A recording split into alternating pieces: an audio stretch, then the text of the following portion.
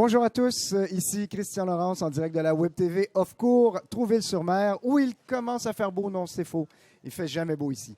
Mais il fait beau dans nos cœurs et il fait beau parce que j'ai sur le plateau aujourd'hui des invités très spéciaux qui vont se joindre à nous et qui vont nous faire danser ce soir, je crois bien. Alors j'accueille le groupe Cosmosonic, c'est bien ça?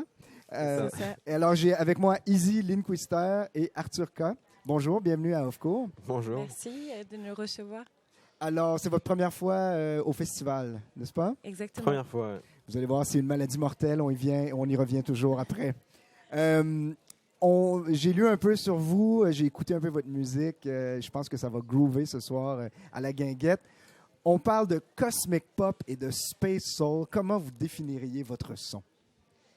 Un peu ce que vous venez de dire. Enfin, on mélange beaucoup les différents styles de musique. Et effectivement, la seule chose qu'on s'est fixé, c'est qu'on veut que ça groove. Avec quelques petits moments où on a aussi des petites touches techno qui se sont rajoutées à notre son récemment. Bon, on va pas vous faire un concert techno ce soir, mais on essaie en tout cas de viser sur quelque chose de groovy. Mais c'est un peu ambitieux, mais en tout cas, c'est notre passion tous les deux, c'est les lignes de basse très dansant et une voix plutôt, même avec les sons électroniques, on aime quand même avoir de l'âme dans le chant avec des mélodies un peu catchy. Enfin, voilà, c'est tout en développement. De toute façon, le projet est assez récent, même si on joue ensemble depuis longtemps. Ça fait combien de temps que vous jouez ensemble, en fait? Ça va faire un moment, non, je sais pas trop. Une vingtaine d'années. Non, non, ça fait 4-5 ans qu'on est sur différents projets. Avant, Arthur jouait aussi pour mon projet solo. Et puis, je me suis dit à quoi ça sert d'être solo quand on peut écrire à deux. Et ça s'est développé en un duo. Comme on partageait la même passion pour les synthés et les instruments analogiques des années 70, on s'est dit autant rassembler tout ça et faire un projet assumé à deux. Et comment s'articule votre collaboration? Comment vous travaillez ensemble, en fait?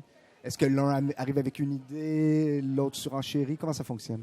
Tous les deux, soit on amène des choses séparément, des idées, ou soit moi je peux composer quelque chose. Izzy ramène sa voix. En général, Izzy écrit toujours tous les textes, et parfois on peut partir d'une idée d'un texte et explorer ça. On aime beaucoup un peu l'improvisation et ce que j'appelle un peu le instant writing. Donc on n'est pas des grands bosseurs, on est un peu des gens dans le moment qui... Ouais, surtout dans le moment. Ouais. On est, je dirais pas feignants, mais en tout cas on a acquis un certain niveau, on a joué dans beaucoup de groupes, on a fait beaucoup de musique avant, donc on a un certain confort qui des fois nous dessert un peu parce qu'on arrive assez rapidement, on connaît notre son, alors on part sur des bases, il faut faire attention de ne pas devenir trop lazy. Mais du coup, on est dans le instant writing beaucoup, de jammer sur une idée. J'adore écrire une chanson comme ça, à la minute, après qu'on développe un peu au fur et à mesure. Mais Est-ce que vous vous permettez même de l'improvisation sur scène? Oui, complètement. Beaucoup, ouais, carrément. C'est un peu la base de notre travail, parce qu'on a aussi un autre groupe ensemble qui s'appelle Calypso Delia. Là, c'est plus organique, avec un vrai batteur où Arthur fait la batterie. Et vrai guitariste, vrai bassiste, donc c'est un peu moins une son synthétique.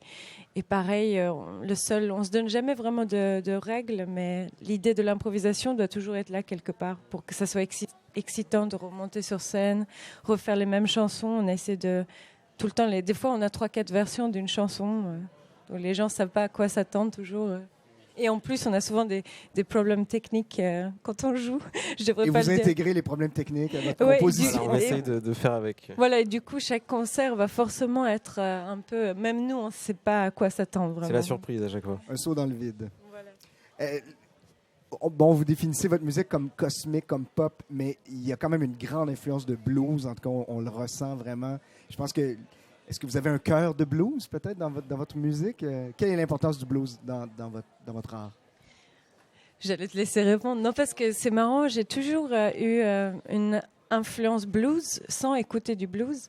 J'ai une voix un peu qui s'accorde à ça. J'ai beaucoup écouté la musique gospel ou les grandes chanteuses de soul.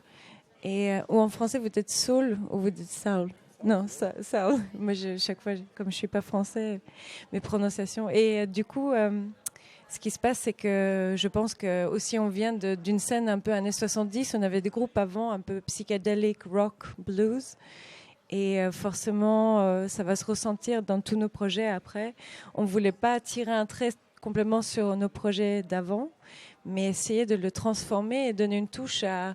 Parce qu'on apprend avec la musique électronique. C'est un peu nouveau pour nous. On était habitués plutôt à faire la musique organique. Et du coup, on s'est dit, bon, on va faire un peu un mélange de ça. Et aussi, quand j'habitais à Stockholm, j'avais un peu mon mentor. Je me sens toujours obligée de le mentionner, mais c'est quelqu'un qui a compté beaucoup pour moi. C'est un musicien qui s'appelle Stevie Clausen, qui était le guitariste de Johnny Thunder avant sa mort, sa dernière tournée. Et je l'ai rencontré quand j'avais 14 ans et il m'a fait découvrir beaucoup de musique qui m'ont inspirée, et notamment un peu le blues, parce que lui, il est guitariste de blues. Et donc, c'est marrant, qu'on le veuille ou pas, finalement, nos débuts reviennent toujours d'une manière à l'autre. Vu que vous l'avez remarqué, on ne le met pas forcément toujours en avant dans le press kit ou quand on parle de notre son, mais j'imagine... Définitivement, on le ressent quand même, l'influence derrière. Oui. Ouais. Mais c'est un véritable métissage, de toute façon, votre musique. Puis Arthur aussi a écouté beaucoup. C'est vrai qu'on vient de cette scène assez rock 60s, voilà, donc je pense que ça se sent dans le son, comme tu dis. Oui, le rock 60s était quand même très inspiré du blues aussi, dans les voix. Tout à fait.